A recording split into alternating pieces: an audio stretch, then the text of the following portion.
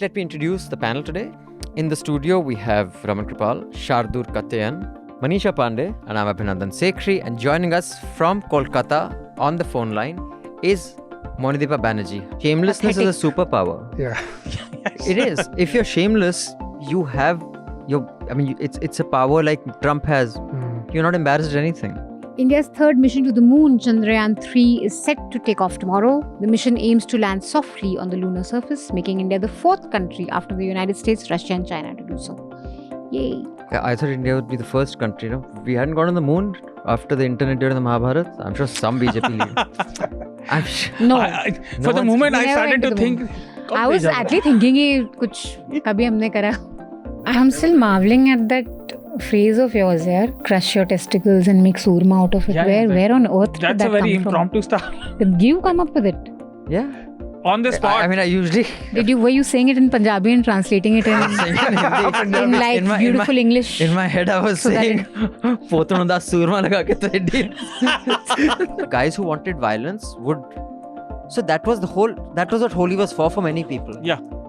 I think it's possible. It's a thesis worth exploring. Yes. That if anyone has any enmity with anyone, so let's wait for election. Of course. Fucking yeah, what else? I think that's a very reasonable and rational theory. What do you think, Monideepa? Bombs ke dhuein mein kuch nazar nahi aayega. Good point, that's a really good point. Welcome to Chhota Hafta. Now, Chhota Hafta is but a small, chhota version of a complete weekly podcast, Newslaundry Hafta. The Newslaundry Hafta is where you get the week's news, what made the headlines, what didn't make the headlines, but the full version is available to subscribers only. And I don't mean YouTube subscribers, although YouTube subscribers are also very welcome, very, very grateful to you, but also to Newslaundry subscribers, the paying subscribers who pay to keep news free. So you can also become a paying subscriber by clicking the subscription link. Now, what do you get if you're a paying subscriber? You get access to all our paywall content, all interviews, podcasts, and importantly, you get access to a full unedited Hafta, where you not only get to hear the week's news, but you get to hear the Newslaundry editors' positions on matters. You get to see their biases, what are their prejudices. It's an exercise in transparency while also informing you, and we have a few quips and jokes and agreements and disagreements thrown in. So listen to the full Hafta, subscribe to Newslaundry, and pay to keep news free. Here we go. अंग्रेज अपना लगान और Newslaundry अपना हफ्ता कभी नहीं छोड़ते. Welcome to the new format of Hafta, where we're going to try to bring you a video version every week on popular demand. A short video version. For the unedited, full, complete Hafta, you still have to be a paying subscriber, but a little more for the Mufat Khors. But for the full Hafta, you'll have to pay and breach the paywall. We are recording this at 3 in the afternoon on Thursday, the 13th of July. It has not rained today, but Delhi is flooded, as are many other parts of North India. We shall get into that later in the show. But I'd like to start by urging all of you to subscribe and pay to keep news free. And do share our appeals for NL Sena, because we have a new Sena project up. Our wonderful reporter Shiv is going to be traveling to Manipur.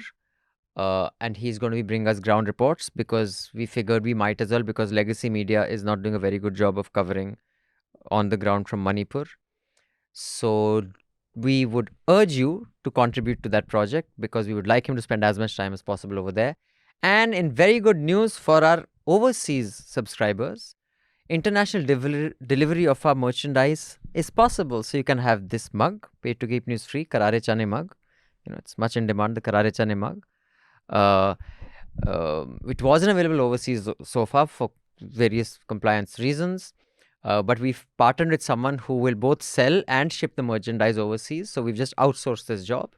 If you're based outside India, go to the link in the description, which is actually kadakmerch.com/collections/newslaundry. So our international deliveries, they sell, because we've just outsourced this. And if you're wanting to order from inside India, you can go to the newslaundry.com store. What else happened in the country other than the rains? Manisha will tell us through the headlines. Okay, so headlines for this week.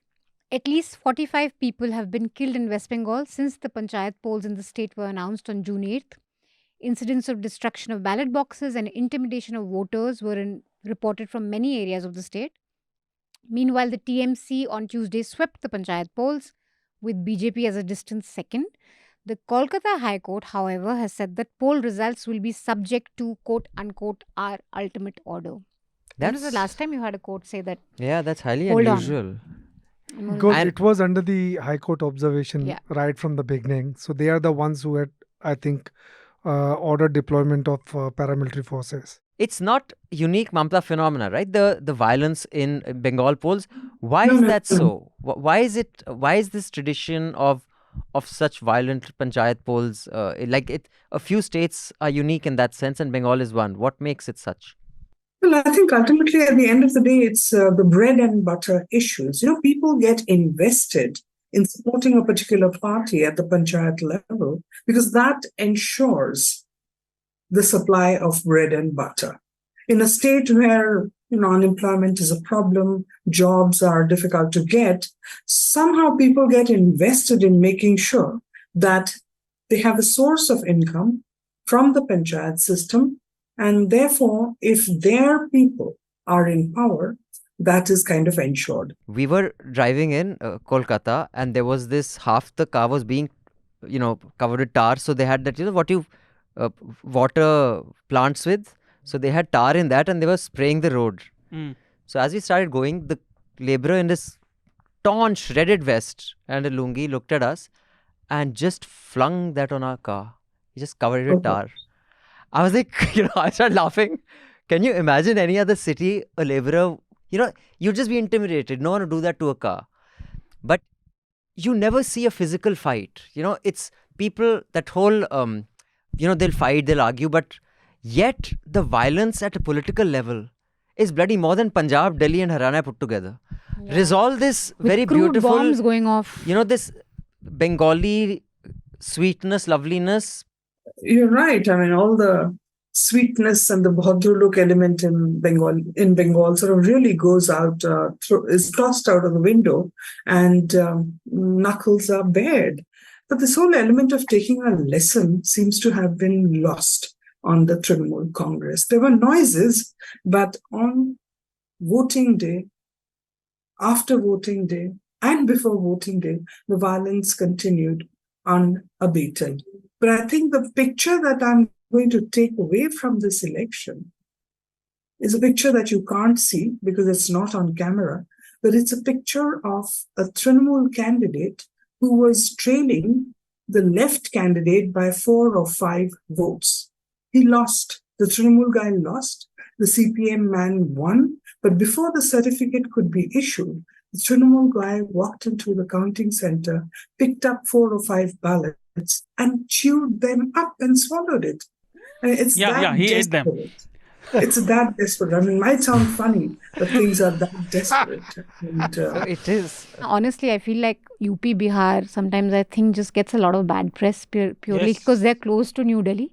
The kind of things in assembly elections also, this intimidation, very clear, and it's a bit ironic to see BJP there as the underdog, but they are really the underdog. You literally see BJP voters in some villages locked in houses, not being able to go out, not being able to vote, and bombs going off in Nandigram, I remember. It was crazy, and it was a bit scary for us also because you never know, with bombs going off, suddenly there's firing and bombs in an assembly election. And it just takes, within a second, there's a commotion and something happens, and then next you see is firing bombs and the CRPF moving in. So it was very, very, to me, I think it was one of the toughest elections that I have covered so far. West Bengal governor had met Amit Shah soon after the election. So any idea what transpired or what was the role of governor? What was the stated position? No.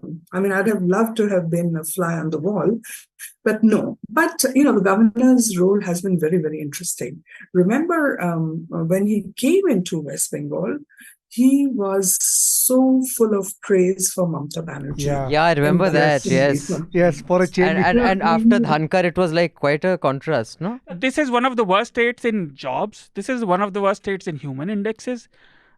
These politicians never get flack because of what? Accented English and better diction. That's not a criteria. Other thing was this every time this violence happens, it's brushed under the carpet for making major, macro points about politics. But if this is happening in state elections, in panchayat elections, and Lok Sabha elections, like general, then how do you know what actually people think?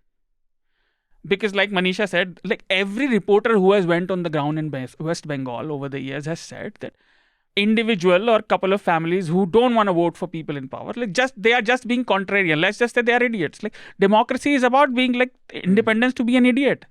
Alarming and worrying sites in Delhi on flooding. Yeah. I think last month or month before last, there was a headline, not a headline, it was many newspapers. A prominent environmentalist and a river activist, Manoj Mishra, died at the very young age of 68 actually. 66. And he had predicted that there would be floods like this in Delhi 5 years ago. He had predicted this, and he actually had a very detailed presentation, and I remember meeting him, and I think Raman sir was in regular touch with him way before even I had met him.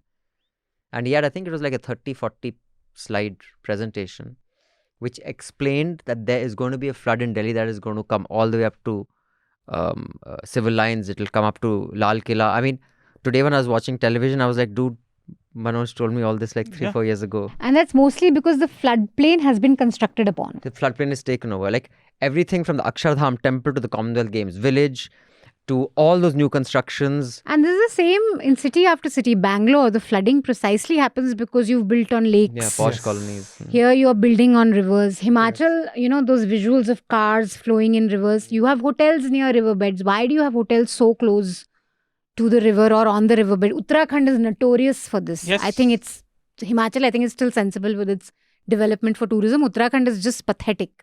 The way they are building despite the Kedarnath, Yatra tragedy. It's not rocket science. Like I mean people have been living in these areas for centuries and millennia. And everybody knew how to construct buildings. Like Manisha gave Uttarakhand example. People knew how to build houses in hills. You don't build houses like plains in hills. You have to think about different things. These are volatile mountains. If you are near the river, if you are in coastal areas. But our urban infrastructure, if you talk about small or big cities, it's so broken. I don't understand who decides this. I mean, like, look at Chennai. Land sharks decided. I mean, government administrative officers pass this, right? They are engineers on paper. And I'm sure they are well read and they studied well and they were selected. Like, no city in our country has a good sewage system. Why? So on that depressing note, we've got over a dozen letters this time, but because all of you voted that we should only take 6 letters a week, Manisha has decided what 6 letters those will be, although we will acknowledge the letters that came, but we will not read all of them. So Manisha, please do the honors and pick the letters, and you can tell us what kind of feedback we get. Just like to remind you, only subscribers' emails are entertained. If you're a subscriber, you can go to the link in the show notes below. It says letters to Hafta. You click, it'll open out this box. That will allow you to put in your date, your name, your subject line, everything can be filled. Or you can write to us at podcasts@newslaundry.com. But please keep your letter below 200 words. And if you're a non-subscriber, we appreciate your indulgence in listening to us. But to have your letter read, you have to be a subscriber. Bas, muft mein itna hi milega. For the full uncut podcast, subscribe to Newslaundry and pay to keep news free. The best way to listen to the Hafta and indeed all our podcasts is through the Newslaundry app. You can download the app by clicking on the links given in the show notes. So do download our app and get the best podcast experience. And also pay for news and support a new news media ecosystem that Newslaundry is trying to encourage, where we are accountable to you because we run on contributions that you make. We don't take government ads, we don't take corporations ads, so that news serves the public, because when the public pays, the public is served. Subscribe to Newslaundry, click on the link in the show notes below and proudly say, I pay to keep news free.